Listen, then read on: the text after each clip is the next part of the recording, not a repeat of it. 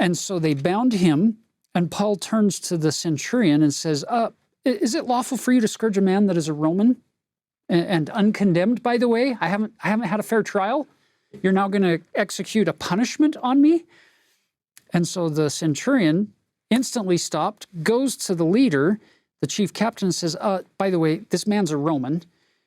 And so he says, are you really a Roman? Yes, I am. And then he says, the chief captain answered, with a great sum obtained I this freedom. And Paul said, I was freeborn. So Roman citizenship is this fascinating thing. There are a variety of ways you can get your citizenship. And when you got it, it was worth an awful lot. You could be born into it like Paul, which would imply that his father had Roman citizenship.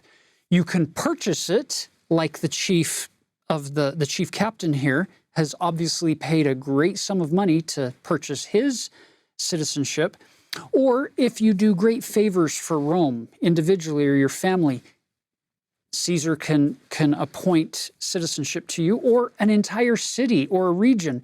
If they do something spectacular to help Rome, everybody in that city can get Roman citizenship. How did Paul get his citizenship? We don't know. He was born into it, but we don't know at what point his parentage achieved this Roman citizenship. But he's using it very, very effectively at this point. And clearly it's really valuable. You imagine, if you look around the world today, there's different nations, and if you are born in a certain nation, you get certain privileges that a foreigner doesn't. So if I was born in the United States, so if I went to Germany or to China or Brazil, I'm not going to have certain privileges there because I wasn't born into that nation. I won't have certain rights. And this was a very significant thing throughout the ancient Roman world.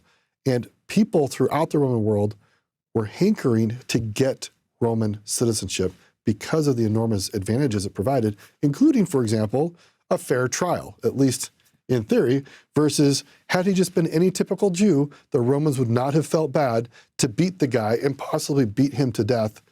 He's not a Roman citizen, so our laws don't protect him. So in verse 30, it tells us that on the morrow, because he would have known the certainty whereof he was accused of the Jews, he loosed him from his bands and commanded the chief priests and all the council to appear and brought Paul down and set him before them. So we have this trial in front of the Jewish leadership, the Sanhedrin, with lots of guards from the Roman cohort standing there to make sure nothing goes wrong with this trial. And I love how Paul, both who has a good brain and is inspired, how he handles himself in this situation, recognizing that the Jewish court itself is divided into different theological factions, and that he knows he's not going to get a fair trial. All he needs to do is to express his theological view, and the sides will start fighting and kind of forget about him.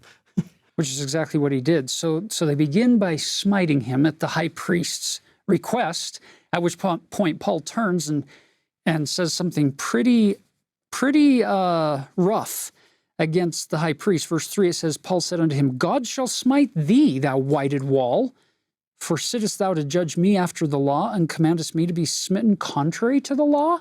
I'm not condemned, and once again you're smiting me? And then everybody says, Paul, are you really going to revile God's high priest like that? That's just crazy. The high priest has just reviled the law of Moses in his action, and Paul calls him out for that, and everybody wants to protect the immorality of the high priest because of his position. So you can just get a sense of just the wickedness, and instead of standing for what was true, regardless of who is living the truth or not, they want to hold up a position, even if the person holding the position was doing immoral acts. And actually, be more specific, they're trying to uphold the person themselves and not the position. But because that person's in that high and lofty position, well, he can't do anything immoral, so you can't say bad about him. It's really, really wrong. But even then, Paul apologizes. In verse 5, he says, I wist not, or I didn't know, brethren, that he was the high priest. For it is written, thou shalt not speak evil of the ruler of thy people. There is a definite deference given to that position. And Paul's like, well, I didn't know he was the high priest, or I probably wouldn't have said that. And then this is where Taylor mentioned earlier, verse 6 says, Paul is looking at the group and he perceives part are Sadducee, part are Pharisee. So he simply says, look, I'm a Pharisee, I'm the son of a Pharisee, of the hope and the resurrection of the dead I am called into question. Boom, that's it. He did what he needed to do. Now these two groups start fighting and bickering back and forth about the resurrection because the Sadducees don't believe in resurrection. And so they're contending so sharply that it says, verse 10, when there arose a great dissension, the chief captain, fearing lest Paul should have been pulled in pieces of them, commanded the soldiers to go down and to take him by force from among them and to bring him back into the castle, back into the safety of the Antonia fortress. I have seen debates break out in the back of an elders' quorum meeting, but never at this level where you worry that somebody's going to have their tie ripped off. This is intense. So verse 11 tells us that the night following, the Lord stood by Paul and said, be of good cheer, Paul, for as thou hast testified of me in Jerusalem, so must thou bear witness also at Rome. Verse 11 right there, that's a game changer for Paul, because up to this point, he's been ready to lay down his life and let whatever happens happen to him in Jerusalem. And at that point, he realizes, oh, the Lord is standing here saying, I have another mission for you, Paul. You need to bear witness of my name in front of Caesar. Are you noticing that there probably isn't any other apostle in the ranks at that time who would have had the kind of access to get into Caesar's court to bear a witness of Christ in Caesar's royal court? But Paul does, because of his citizenship and because of his connection with all of these Gentiles up in the Greco-Roman world of Turkey and Greece and Italy. And so at this point, Paul knows, okay, I can't be killed here in Jerusalem. I got to get to Rome.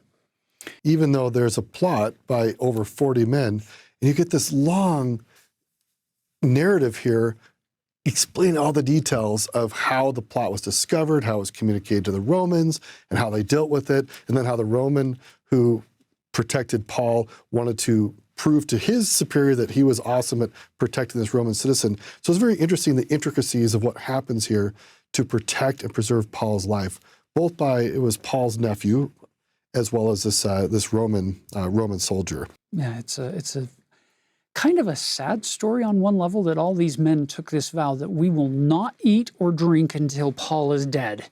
Well, he's not going to die for years at this point. And I've often wondered, I wonder if Luke had ever found out whatever happened to those men. Did they all die from starvation? So in verse 23, we make our way up with this huge group of men protecting Paul from Jerusalem to Caesarea Maritima, which is, again, the capital city of the Roman leadership in the region. And then you're introduced to this new character, the governor, Felix. So now in chapter 24, we get the high priest Ananias descending with the elders with a certain orator named Tertullus to Caesarea to come and try to finish Paul off in the eyes of these Romans. And so Tertullus, this orator, he began to accuse Paul, saying, seeing that by thee we enjoy great quietness, and that very worthy deeds are done unto this nation by thy providence. There's a little bit of flattery going on here. We're so grateful for your leadership, Felix. It's a lot of flattery. The Jews really had a pretty tense relationship with their Roman overlords, and they are just absolutely kowtowing to the Romans in order that they can kill Paul. It's pretty sad, you see. These are Pharisees. Oh, Pharisees, some wrong guys. of them. Verse 5, for we have found this man a pestilent fellow and a mover of sedition. Ooh, there's a key word for Roman leadership. He's causing sedition among all the Jews throughout the world, and a ringleader of the sect of the Nazarenes. So he's stirring up all these people, and he's trying to now profane our temple.